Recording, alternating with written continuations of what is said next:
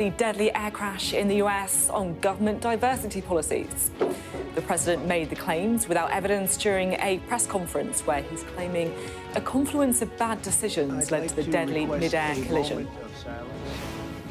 But earlier, it was confirmed there are no survivors after a plane carrying 64 people and a military helicopter collided over Washington, D.C. Also tonight, as the government unveils its new plan to try and stop migrant boat crossings, I'll be joined by the Home Office Minister, Dame Angela Eagle. And we'll hear how the day's gone in Hull, where Labour grandees, ministers, MPs and trade union leaders gathered to remember the life of John Prescott. It's Thursday, I'm Sophy Ridge, live from Westminster, and this is the Politics Hub.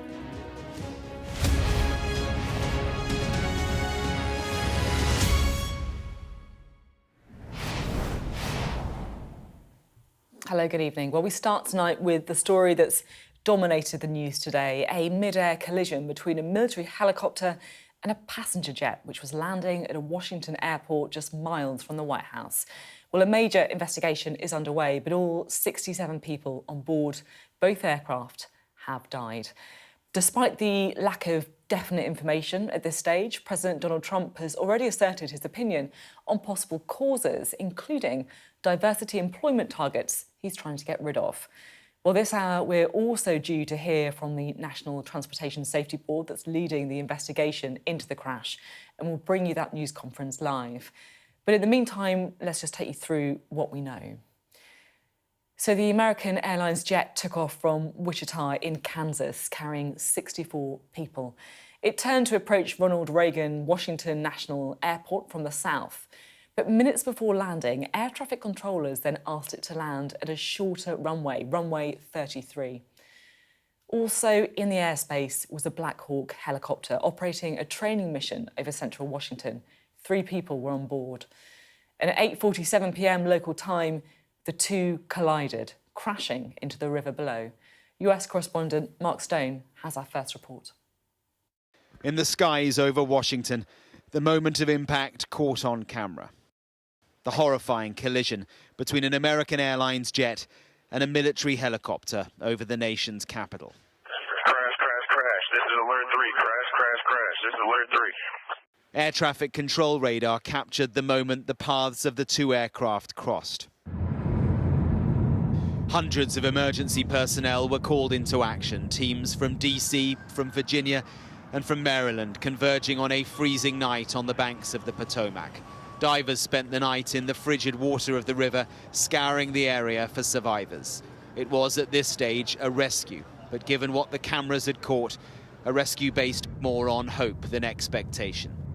And by the early hours of the morning, the news no officials ever want to share. Despite all those efforts, we are now at a point where we are switching from a rescue operation to a recovery operation. At this point, we don't believe there are any survivors from this accident. As the sun rose over the Potomac, the debris was visible, with questions now turning to how the crash was able to happen in one of the most controlled parts of American airspace. Well, the rescue turned recovery continues out there beyond the runway on the banks of the Potomac. It is a very, very challenging operation. The rescue teams are operating in freezing waters. The airport itself has now reopened, but the investigation is still in its very early stages. This is, of course, a huge first challenge for the new Trump administration. And from the White House, the president spoke. This was a dark and excruciating night in our nation's capital and in our nation's history, and a tragedy of terrible proportions. As one nation, we grieve for every precious soul that has been taken from us so suddenly. But if there was an expectation that he would wait for the initial investigation to provide some answers, well, in keeping with his style, he instead had this. We do not know what led to this crash, but we have some very strong opinions and ideas, and I think we'll probably state those opinions now. The FAA is actively recruiting workers who suffer severe intellectual disabilities, psychiatric problems, and other mental and physical conditions under a diversity and inclusion hiring initiative spelled out on the agency's website. Can you imagine? The people in the helicopter should have seen whether we're going. I can't imagine people with 20/20 vision not seeing, what's happening up there.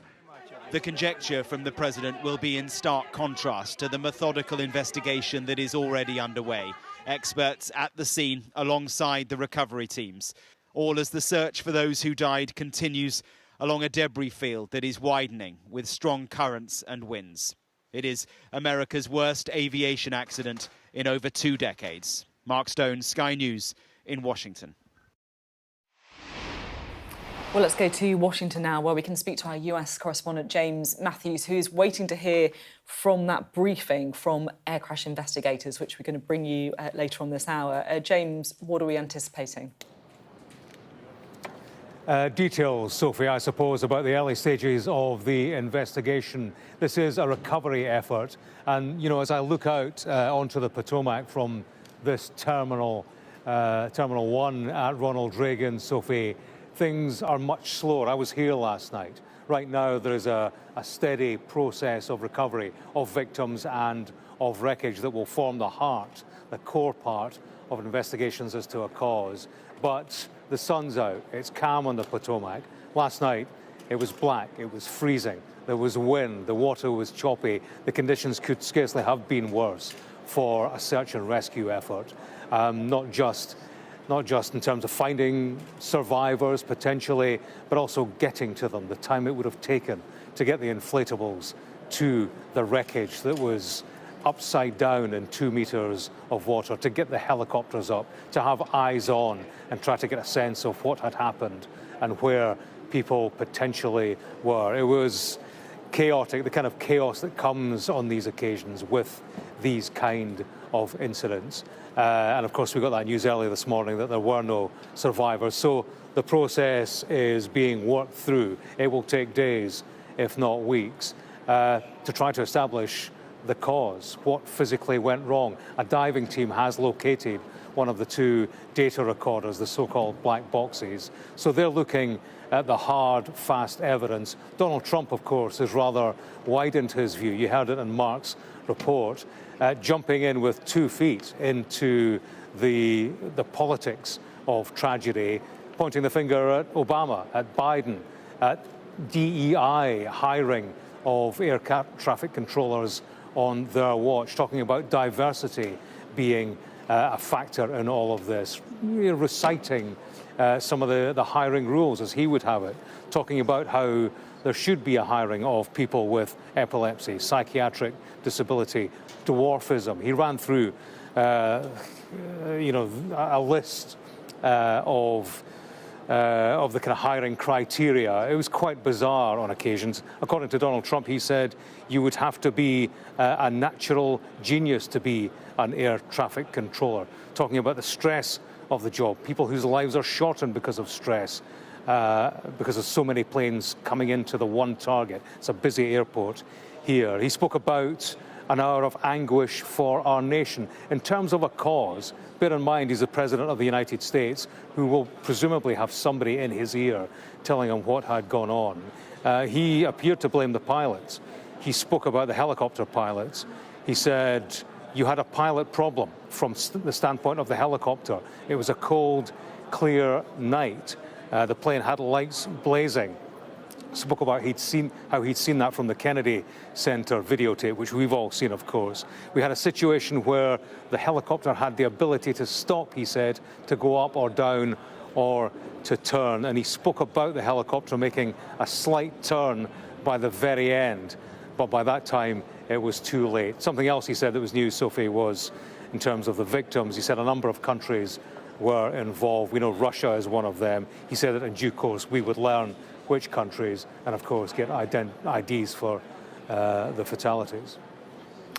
And James, we just got a bit of detail coming through now from Reuters. This is a New York Times report saying that staffing was not normal at the airport tower, according to a preliminary Federal Aviation Authority report. So, according to Reuters, staffing not normal at the airport tower. I mean, I guess all of this is the kind of thing that the investigators are going to be looking into, because something clearly went very wrong here.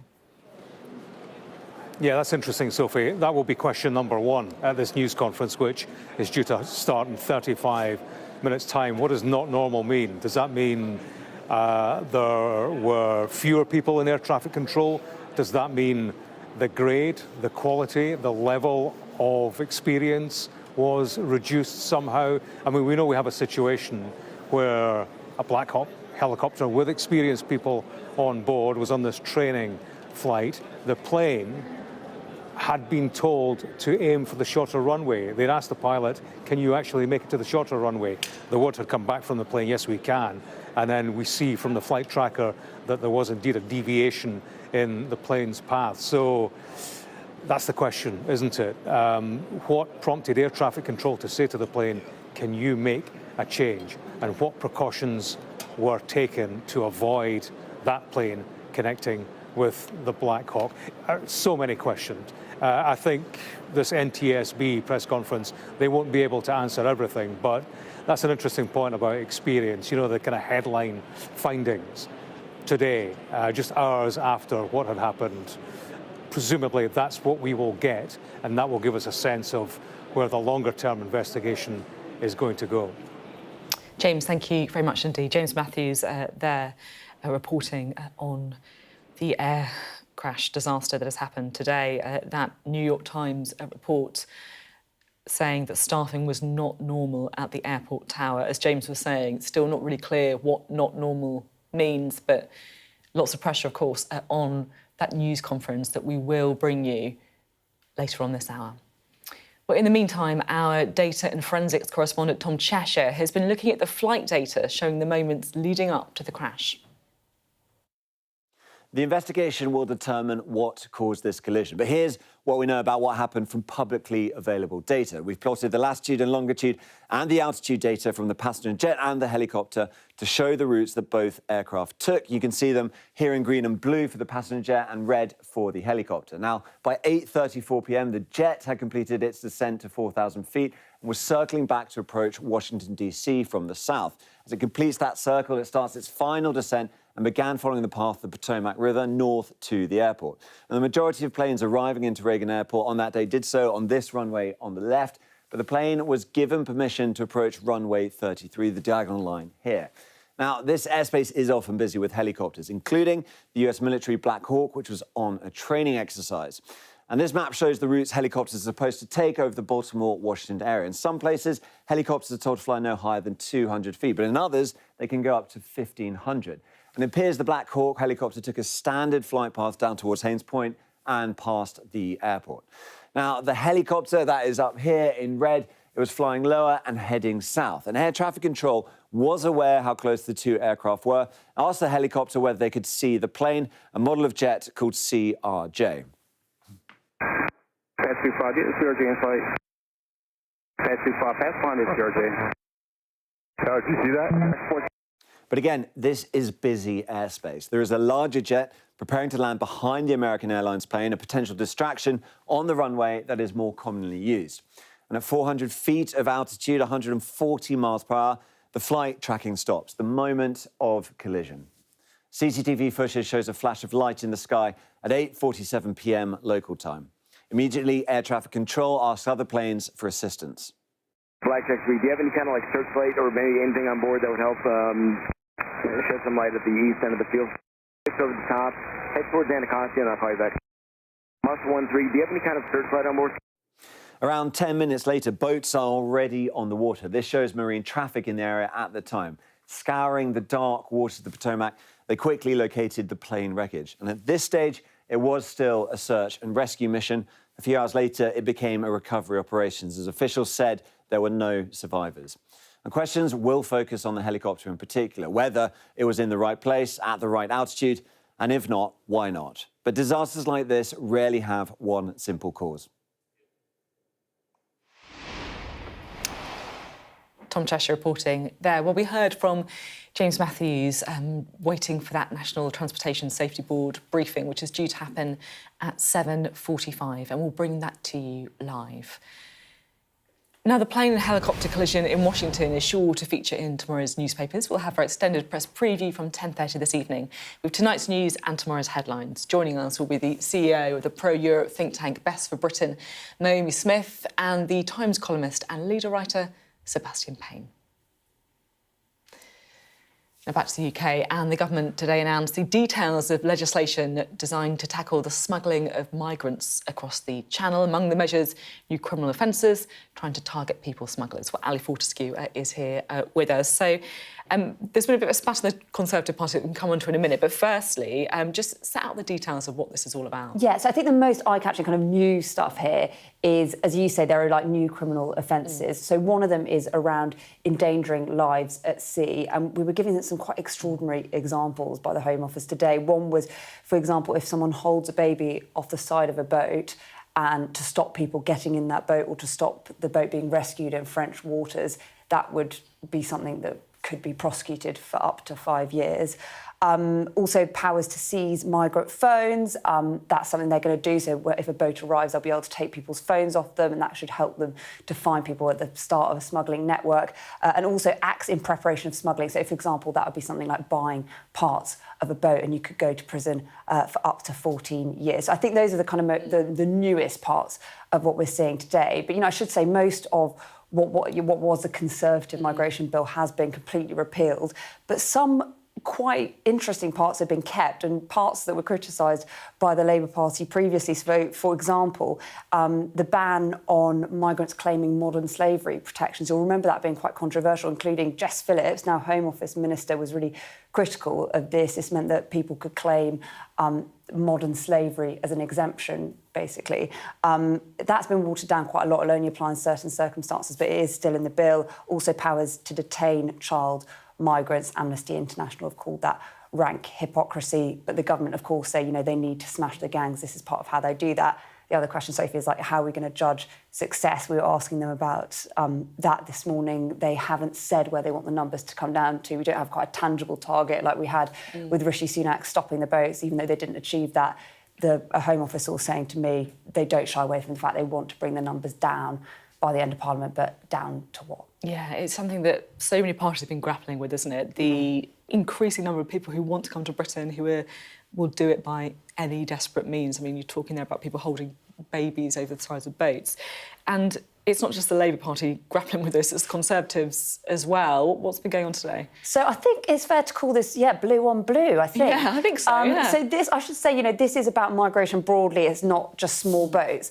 But Priti Patel, of course, used to be Home Secretary under Boris Johnson until 22, is now Shadow Foreign Secretary. She appeared in an interview with The Sun and she effectively defended her record. She said, we need to remember we ended free movement, the first time there was ever a points-based system. Remember how high net migration got under the Conservatives, just under 1,900,000 in the year to September 23. She wouldn't apologise. I mean, it's a completely different approach to what we had from Kemi Badenoch last year, coming out saying the party got it wrong. And her team have released a statement this evening saying that under her leadership, the Conservative Party will tell the truth about the mistakes we made. While the last Conservative government may have tried to control numbers, we did not deliver. So very much at odds with the Shadow Foreign Secretary talking about the need for a hard cap. So I think you could say that's probably a bit of blue on blue. I think it definitely meets the bar, Ali. Yeah. I think it does. Ali, thank you very much indeed. Ali Fortescue there. Well, earlier I spoke to the Minister for Border Security and Asylum. That was Angela Eagle. Thank you very much for being on the programme today. It's good to have you here. So you're setting out plans today to try and tackle illegal migration. Just explain the thinking. Well, when we were in opposition, we'd say that the best way to tackle the problems with the Channel and the illegal crossings that are going on there would be to smash the gangs that had been allowed to take hold and industrialise the supplies and their activities along the French coast. And so today's bill is about doing that. We've talked to the law enforcement authorities, including organisations like the National Crime Agency, and we've asked them what they think is the most likely new powers to work to help us dismantle these gangs. And they think counter-terrorism style powers, which enables you to collect more intelligence and then try to disrupt them before the crossings happen. That way you save lives as well. And so the bill that we've published today contains a series of them, such as the enhanced powers to confiscate mobile phones and laptops, to have a look at what's on there. There's much information in there about who's originated the payments and the crossings and where money has changed hands. So we can then use that to help take down the gangs. I don't think that anyone would disagree with the idea of smashing the gangs. That feels like something that there's a consensus of. There are some slightly controversial parts of what you're putting forward, though. In particular, if you arrive on a small boat, for example, you would be banned from claiming protection under the Modern Slavery Act or other human rights laws. Are you personally comfortable with that? It's not true. It's not in the bill. There's been some misinformation spread today about what's in the bill. We are actually... So to be clear, you've overrode that part that was in the Illegal Migration Act. Let me explain. Okay. We're repealing the vast majority of the Illegal Migration Act in this bill. We're only keeping 6 clauses out of the 64 clauses that there were in the bill. We're repealing all of the clauses that would prevent access to the Modern Slavery Act protections, so except in one case. Let me just... It's a detailed point. Yeah. In one case, for foreign national offenders, it's in clause 29 of the Illegal Migration Act. For foreign national offenders, we are keeping the power to override any claims to protection if you're a foreign national offender. So only if you have a criminal record? Yes, and your presence would cause more problems for public safety. So the rest of it has gone. OK, can I also ask on the detention of children, so people who are under 18 or who claim they are under 18, because I know that there is controversy over that. Are you able to detain someone who claims to be under 18? It's not in there either. The misinformation includes... No, I'm just trying to work out what clause. exactly... When people arrive on small boats, there has been a tendency, which has grown, for people who are adults to claim their children. And we have to make assessments of age at the border, which is done at the Western Jetfoil, where they land in Dover. We don't detain children, but when people land, we do check them against all of our terrorism lists. We check biometrics. I'm just trying to be really clear. I'm just trying to be really clear. If someone claims to be a child, and maybe you have suspicion about that, they might, but if they claim to be under 18, can they still be detained for 28 days? Well, the IMA was going to do that. We're repealing all of that as well. Let me tell you what happens with children. We have to make an assessment at the border. I understand what happens with children. If they're assessed as children, they go to the Kent intake unit. If they're not, they go to Manston. I guess what some people would look at, looking at the whole in the round of what you're doing on illegal migration, and thank you for clearing up, because there has been, as you say, a lot inaccurate and it's all reporting. Inaccurate. But I think what some people may say is smashing the gangs is all very well, but that's very, very difficult. No country in the world has really got this right, OK? And I appreciate the new powers you're putting in, but it's difficult. The other thing that you can do is to stop the pull factors. So and I guess it's the Conservatives' argument, but just to stop people coming here and being able to, claim protections under the Modern Slavery Act. For example, to set people who, as you admit yourself, claiming to be children so that they're treated in a different way. Yeah. Are you worried that you're being too soft on some of these elements? No. The Conservatives were going to deport everybody. They said that the Rwanda scheme was going to work. They spent £700 million because they were trying to what they would argue volunteers. It didn't work. What they would argue is that they were trying to stop the pull factor. And I'm just trying to work out what's your plan to try and stop people wanting to come here, wanting to make the crossing in the first place. Well, because smashing the gangs sound great, that's hard. Yes, but you have to do it. It's not acceptable that criminal gangs decide who's coming into the country. How are you going to change the pull factors? Well, firstly, we've returned 16,400 people between July the 4th, when we came into government, and January the 4th, which is the biggest number since 2018. We will continue I mean, that's not really that well, right? You just have to go back and start again. I mean, that's like a massive, you know. But we have to start from where the system was at. And you also know there's a lot of countries you can't return people to as well, we have to start right? from where... That's the reality of it. Well, that's why the Home Secretary was in Iraq talking to them. That's why we're making return agreements with as many countries as possible. If you don't have the right to stay in the UK because you've overstayed a visa or you're here illegally, then you should make arrangements to leave. So we will carry on doing that.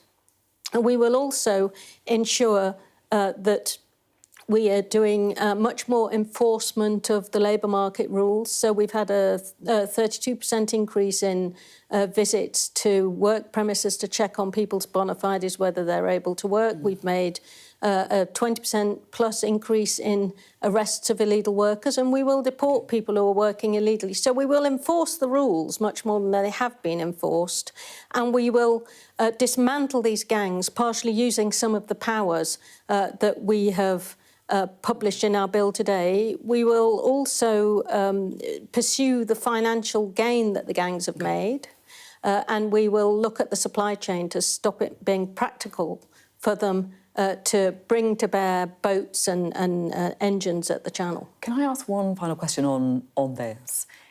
If you enter the UK illegally, are you a criminal? Well, if you enter the UK illegally and then make an asylum claim, we have to test that asylum claim.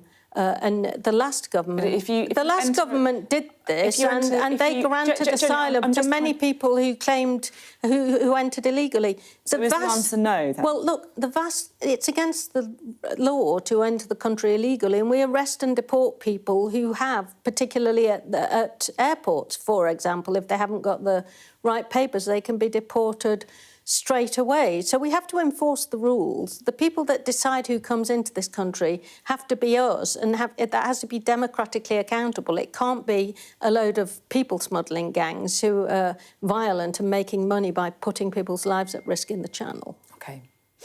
Now, as I know you're very much aware, it is the funeral of John Prescott today. Yeah. You knew him pretty well? I did. He was my first boss at the then Department of Environment, Transport and the Regions. And in fact, he was the person that I knew I had to tell that when I was going to come out. Oh, really? And he was my boss, and I knew that if I told anyone before him, he would be upset. So I had to arrange to meet him with a formal meeting via the civil service, and they wanted to know what it was about, and I just said, I need to talk to him.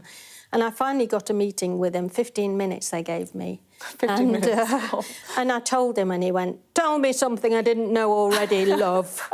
And then he said, can I give you a hug?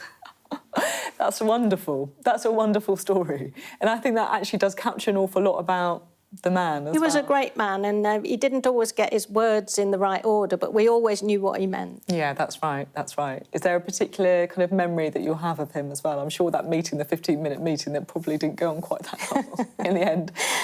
He was very loyal, and he was good fun. He was loyal to the people that worked with him, and he knew the Labour Party inside out, and he could wade into all the sort of rivalries between Gordon and Tony and sort them out. Cracked a few heads together. Yeah, I imagine. Absolutely right. Thank you very much for being on the programme. Thank you. We'll have more on the funeral of John Prescott later on the programme. You're watching the Politics Hub. Coming up, we'll bring you a briefing by air accident investigators in Washington, DC, due to start at 7:45.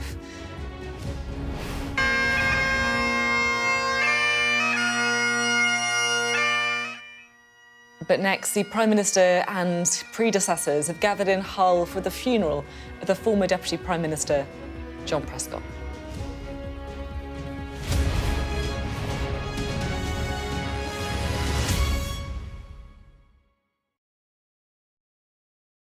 I'm Dominic Waghorn, Sky's International Affairs Editor, covering a world that seems to be unravelling. War, unrest, revolutions. It's not his country, it's ours. They have succeeded for the first time in their country's history in removing a leader from power. No freedom! Sky News, the full story first. There was fighting here, but there's clearly now a lull, and they're using it to bring up more ammunition. This is a mass exodus in which Russia is hemorrhaging some of its brightest and its best. According to the local weather channel, there have been more than 2,500 lightning strikes and flash flooding, all on top of this week's lethal tornado. What stays with you most in this job is some of the people you meet. What is your worst fear about what the Russians want to do to the children? They're just boosting demographics by stealing young people. Would you like to take the opportunity, Mr. President, on Sky News to invite Barack Obama to come here? Mr. Trump, are you running for president? Can you confirm it? We're going to take a look, a very serious look. On that day, we saw your fighters killing women, killing children. Was that a mistake? Did you go too far? You couldn't control your fighters? The full force of the state is being used to crush any protest. Free wherever you get your news. It's half an hour now past the deadline that Hamas issued, and we've now seen a third barrage of rockets coming in. Another alarm. The mood here is jittery and nervous.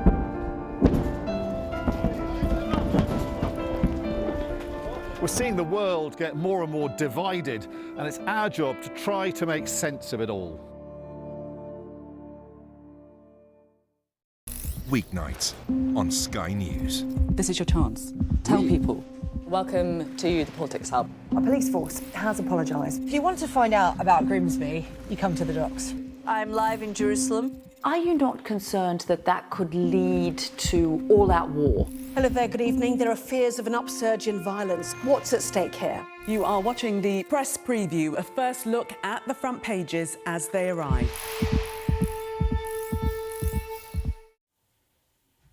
Hello, welcome back. Now, the Prime Minister and his two living Labour predecessors gathered today for the funeral of Lord Prescott in Hull. Sir Keir Starmer, Gordon Brown and Tony Blair joined 300 mourners to remember the former Deputy Prime Minister who died in November. Our chief political correspondent, John Craig, reports. In a humorous reference to his famous nickname, John Prescott's family decided they should arrive for his funeral in 2 Jags. Inside Hull Minster, 300 guests were reminded he was born not in Hull, but in North Wales. As spin doctor Alistair Campbell played the Welsh national anthem on the bagpipes. Gordon Brown, Chancellor and later Prime Minister, gave the first eulogy.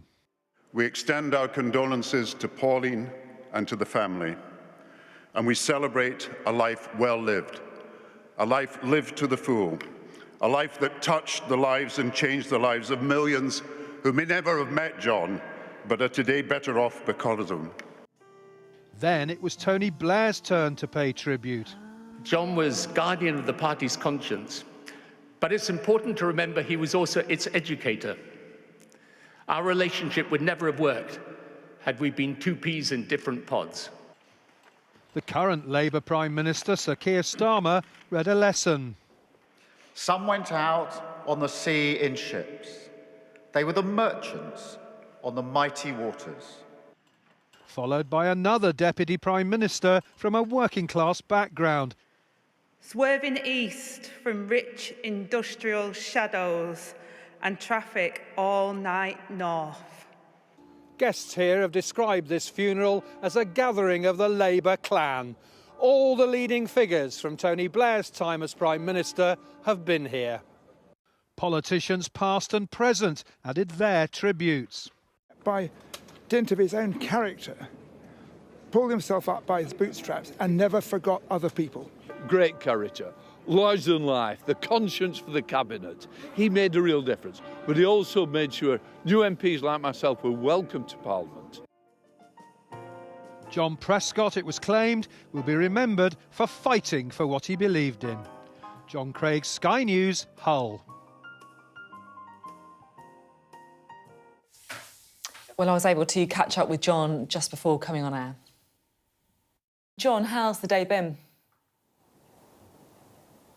Well, we had the whole of the new Labour elite. We had all the current and former cabinet ministers here. I came up on a very early train along with a lot of the old Tony Blair gang, plus a lot of the current cabinet.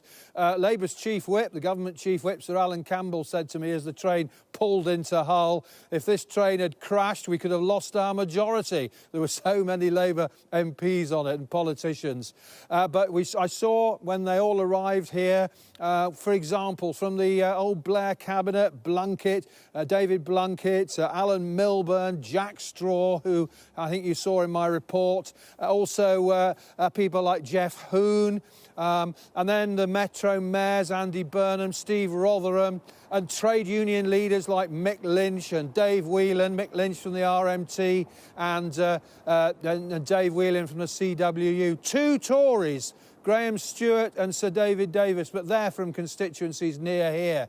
And of course, what the great fun moment of the day, I suppose, for us who were waiting outside, of course, was when the two cars arrived, one with the coffin in it and one with the family. And yes, they were both Jags, two Jags.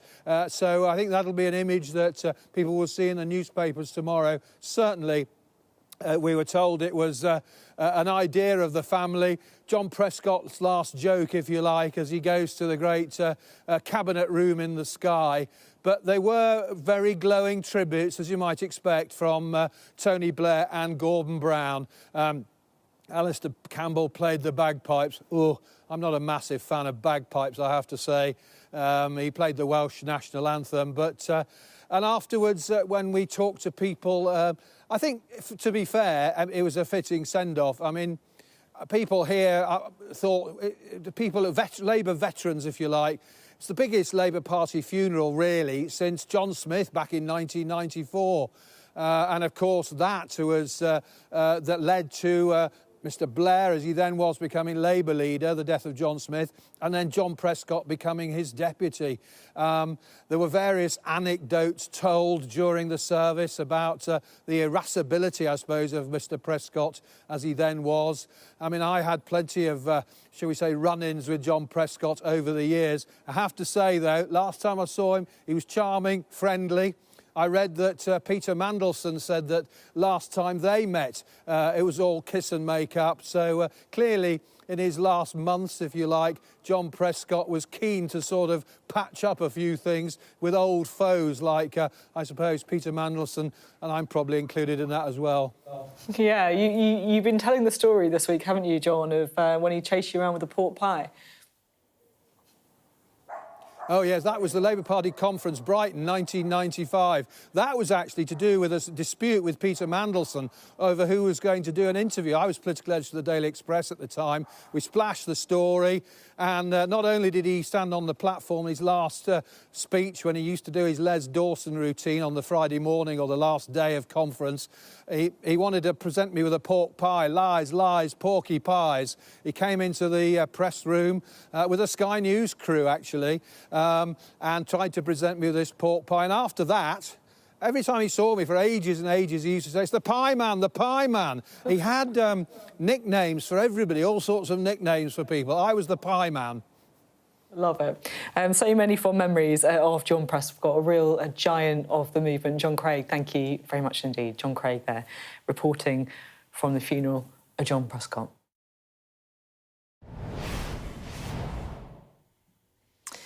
Coming up next on the Politics Hub, we'll have the latest on the Washington air crash.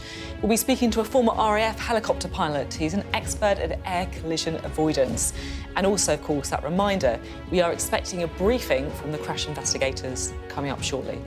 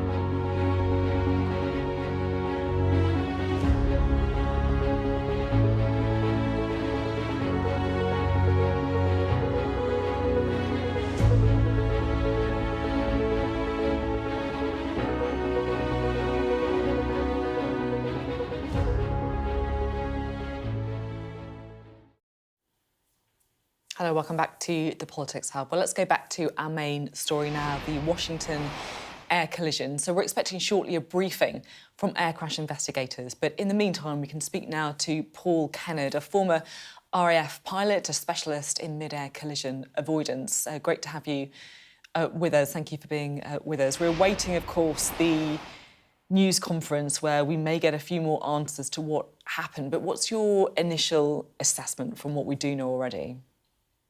Evening, Sophie. I think, first of all, I'd like to join others in paying my respects to the victims of this tragedy and also passing condolences to the families for whom this is going to be resonating for months, years into the future. And it's easy for the human aspect to be overlooked. I'd echo the sentiments of Sean Bell earlier on in identifying that there's lots of variables, and I understand the media's the urge from the media to seek answers because of the scale of the tragedy. As you said, the worst loss of life in a civil air disaster in the US for 2 decades. But we also need to understand that there's lots of strands here, lots of threads that are going to need looking at, lots of data that's going to be compiled. Some of it is already available. The transcripts from air traffic, the radar plots, and also the videos of the CCTV. But some of it won't be in the hands of everybody that needs to see it yet. And that will include what's going on inside, particularly the helicopter, in the moments leading up to the collision, the stuff that's not being keyed by the radio. And that's at the moment, until the cockpit voice recorder is recovered and exploited, that's the one piece of the puzzle we definitely don't have. As you say, lots of information we don't have. It's important not to jump to conclusions. But how unusual is it for an aircraft to be told to change runways, to change to a shorter runway at that point in the flight?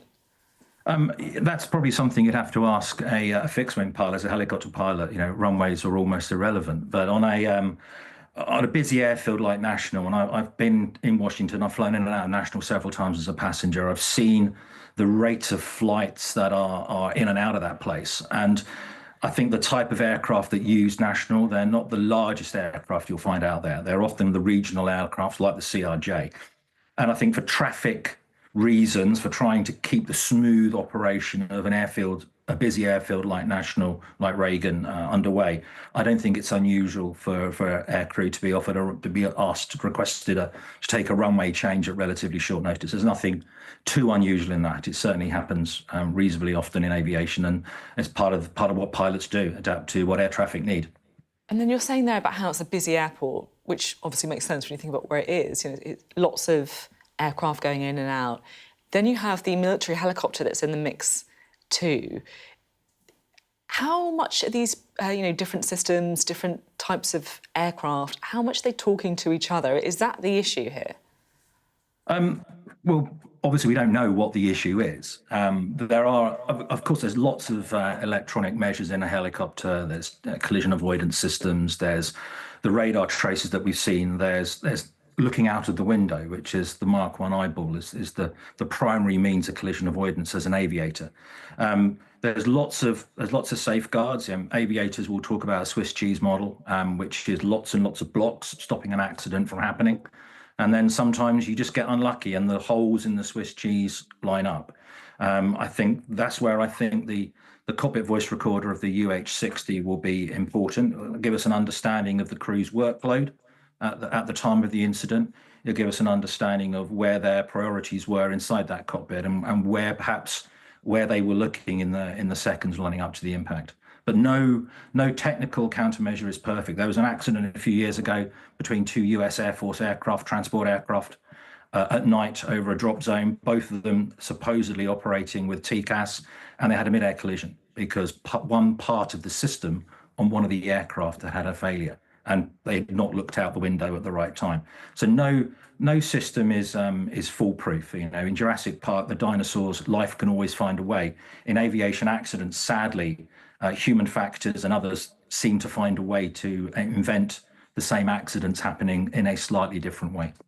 I guess what I'm trying to kind of understand is, you've got this very busy airspace, a really, really busy airport in one of the biggest kind of cities in the world, and then a military plane flying in that area as well. Like, what are the safeguards in place for that military? You know, how often do they talk to air traffic control? I know, you know, obviously talk about, you know, the eyes out the window, which has got to be the first line of defence.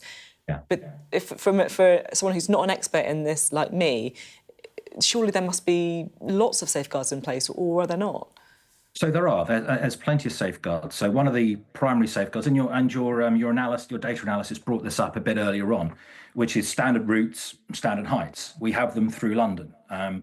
If you work or live in London, you'll quite often hear helicopters flying through the centre of London. They are on standard routes, they're on standard operating altitudes as they go through those routes. And the same applies to the heli lanes around Washington. There'll be maximum heights beyond which that aircraft should not climb in certain places, and that's to attempt to maintain separation between the fixed-wing aircraft departing and arriving and the helicopters transiting. You know, Washington is a very busy bit of airspace. There's lots of diplomatic and helicopter missions that are required to service the capital.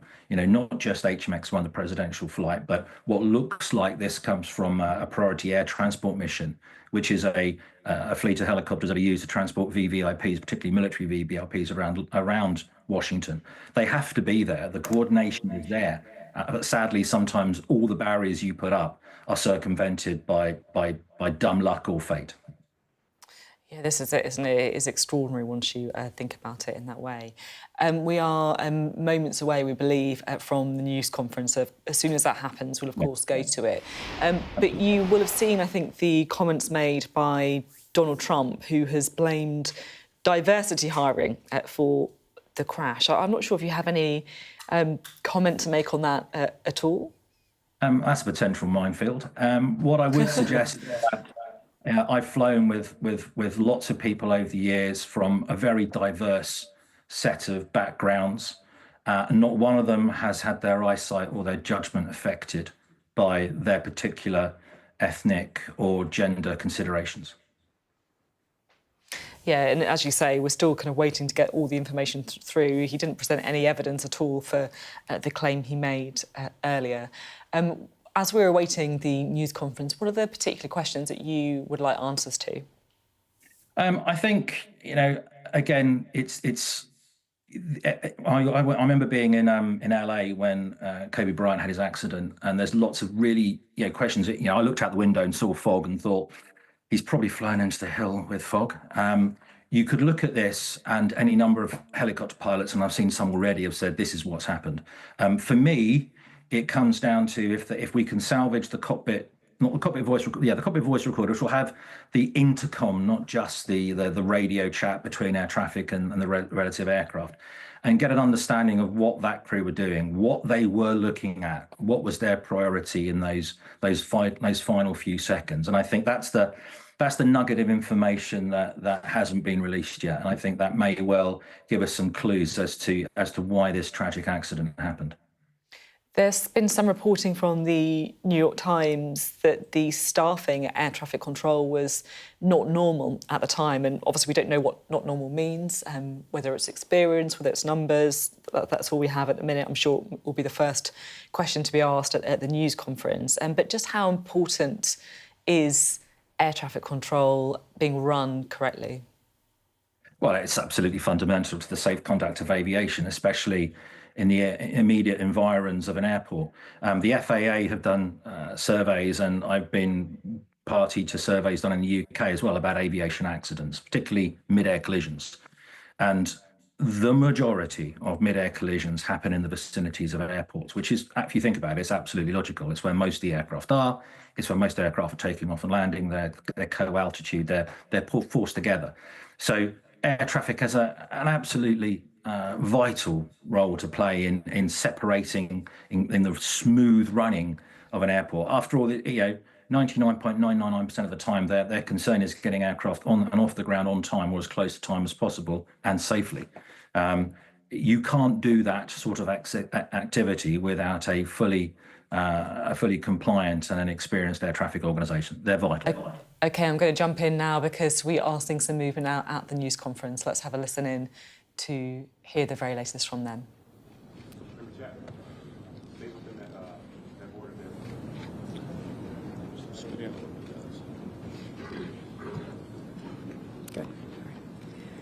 Thank you for joining us. My name is Jennifer Homendy, and I'm the chairwoman of the National Transportation Safety Board. The National Transportation Safety Board is an independent federal agency that's charged by Congress with investigating every civil aviation and serious accident and serious incident in the United States and significant events in other modes of transportation. I want to start by expressing our deepest condolences, our sympathies on behalf of the entire board for those who lost loved ones in this terrible tragedy. Our thoughts, our prayers are with you. Entire communities were affected, and we are thinking of you. With me today is Bryce Banning. Bryce is a senior aircraft accident investigator with the National Transportation Safety Board. He's also going to serve as our investigator in charge of this investigation. Also with me today is the entire board. We have Todd Inman, member Todd Inman. Todd is going to serve as the board member on scene, the spokesperson for this investigation. All of the board members will be here. We have Vice Chairman Alvin Brown, member Mike Graham, who lived in Wichita for 20 years, and we also have member Tom Chapman. The NTSB's headquarters is just a mile from here. And so we are all here because this is an all-hands on-deck event. And we're here to assure the American people that we are going to leave no stone unturned in this investigation. We are going to conduct a thorough investigation of this entire tragedy, looking at the facts. Now, with that, I want to level set. When we go to the scene, and we were here last night, we allow the responders to do their important safety mission, which in this case was search and rescue and recovery. We stand back to allow them to do their important safety mission. And so this, for us, is our first full day on scene with our entire crew coming together. We have about nearly 50 people on scene, and in addition to our resources back at headquarters in our labs and throughout the agency. So with that said, we are not going to get into specific facts in this press conference. I want to level set here. We're going to get into our investigative process. As we are able to confirm factual information, we will provide that. I do want to say this is a whole of government effort. I was able to brief, along with others, the President of the United States and the Vice President this afternoon. I want to thank them for their leadership, for their tremendous support of the NTSB, for our investigators, and for the responders that are on scene doing an important mission. I also want to thank Secretary Sean Duffy, who I was communicating with early on after we first got word of this tragedy. We've been working together throughout the day, along with his team at the DOT and within FAA. I also want to thank Secretary Pete Hegseth, who was also integral in working with us today. Chris Rochelot, the acting administrator of the Federal Aviation Administration. We've heard from many members of Congress on both sides of the aisle, and so I will say this is a tremendous, one more time, whole of government effort. I also want to take a moment and thank the many, many responders that have been on scene. It has been an incredible effort. And I will have a full list that I will provide, that we will provide tomorrow, but I do want to thank them for all their work. With that, I'm going to turn it over to Member Inman for additional remarks.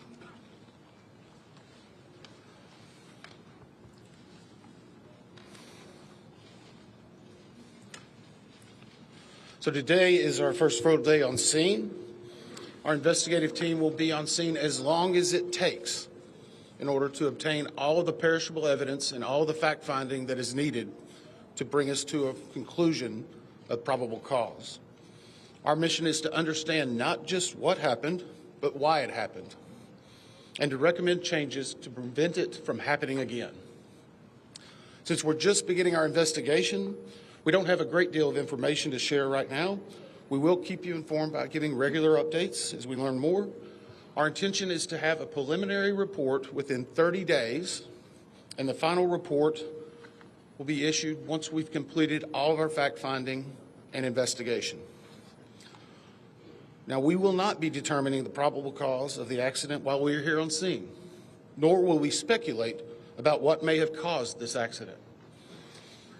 Today, we will be going and having an organizational meeting and establishing our parties to our investigation. We currently have the following parties that are already identified: PSA Airlines, GE Aerospace, Sikorsky, FAA, NACTA, which represents the air traffic controllers, ALPA, which represents the pilots, Army, AFA, which represents the flight attendants. The Transportation Safety Board of Canada will be an accredited representative under Annex 13 of ICAO. They will be supplemented by MHIRG as a technical advisor. They were previously known as Midair. The NTSB offers this party status to those companies, government agencies, and associations that have employees, activities, or equipment involved in the accident. We offer that because they will provide technical expertise and relevant information supporting the development of the best possible factual record. Once they join this investigation, they are not permitted to release documents or talk publicly about the investigation without the consent of the NTSB. So I want to stress this. It is only the NTSB that will provide information related to this investigation, with one exception. Regarding the fatalities that occurred, that notification will be handled by the DC medical examiner. We will not be discussing fatalities or names. That will be handled by them as the proper authority. So we want to talk a little bit about our process. We will analyze the facts and determine the probable cause of the accident, and then issue a report of those determinations. I also want to talk a little bit about some additional people that are here with us, and they're very important to us, and that is our family assistance group. Later today, we will be briefing the families. We normally try to do this before a media event, but in this case, they're still arriving.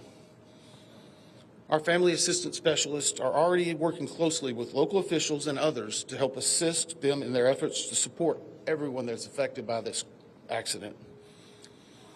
And let me just reiterate what the chair said. A loss of life in an aviation accident is very unusual in the United States, and our heartfelt sorrow goes out to everyone that's affected. It affects us, it affects everyone around us. There are a lot of people hurting today. We will help find out what happened. We will do it factually, and we will do it accurately. As part of this, we are going to be standing up some specific working groups. Those working groups will be operations.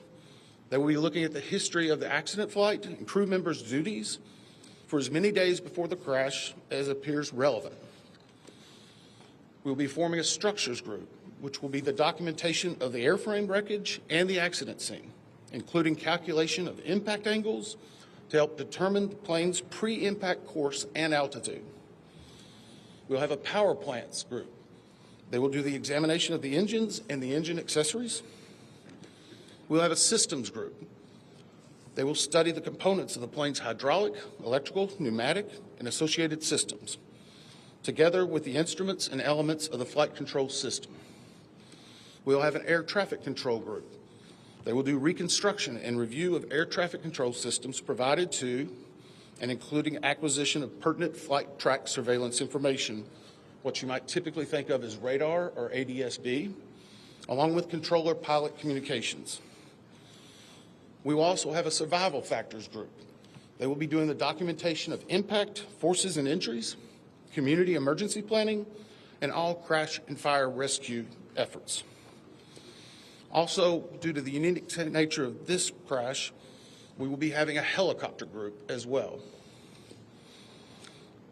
Lastly, we will have a human performance group, and this will not be its own group. It will actually be a part of the operations, air traffic control, and helicopter groups.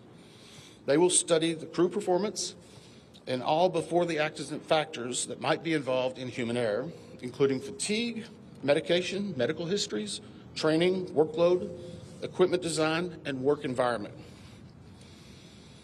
Now we're going to take a few questions, but I will again stress we don't have a lot of information now.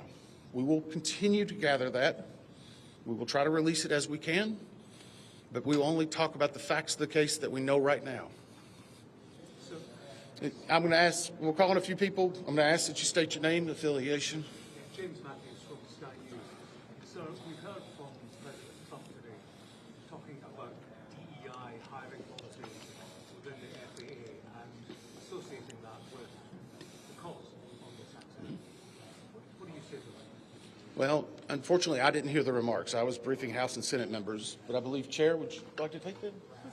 As part of any investigation, we look at the human, the machine, and the environment. So we will look at all the humans that were involved in this accident. Again, we will look at the aircraft, we will look at the helicopter, we will look at the environment in which they were operating in. That is standard in any part of our investigation. I'll turn it back. Chair, can I ask you, has the flight data recorder been recovered yet? And what is the difficulty in a water disaster like this, which presents a very difficult environment for your investigators and the people out on the water right now? Well, the question was on the flight data recorders. And we have not recovered the flight data recorders yet. We know they're there. They are underwater. This is not unusual for the NTSB. We have many times recovered flight data recorders in water. We have our lab right here that is about a mile from the NTSB, so it's not unusual. And once we get those, we'll be able to get those read and information from them to be able to provide further information to you. I'm going to turn it back over to Member Inman. Sir. With CBS News, earlier today, Defense Secretary Pete Hegseth said a mistake was made last night. Based off of you all's initial investigations and preliminary findings, have you all